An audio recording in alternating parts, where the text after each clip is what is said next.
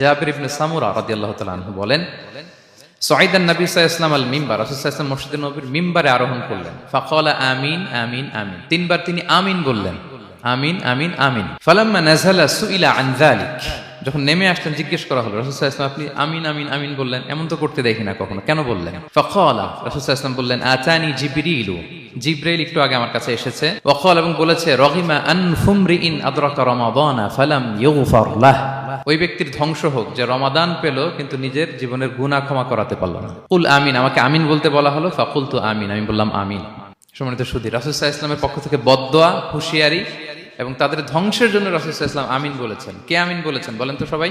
স্বয়ং রাসূলুল্লাহ সাল্লাল্লাহু আলাইহি ওয়াসাল্লাম বলেছেন আমিন। এবার কি একটু ভয় লাগতেছে? এতক্ষণ তো খুব হোপফুল ছিলাম আমরা, এখন কেমন মনে হচ্ছে আপনাদের বলেন? রমাদান পেলাম কিন্তু মুক্তি নিশ্চিত করতে পারলাম না, ক্ষমাপ্রাপ্ত বান্দাদের যে লিস্ট ওখানে নিজের নাম তুলতে পারলাম না, তাদের জন্য ধ্বংস। এবং এই বদদোয়া করে স্বয়ং রাসূলুল্লাহ সাল্লাল্লাহু আলাইহি ওয়াসাল্লাম বলেছেন আমিন।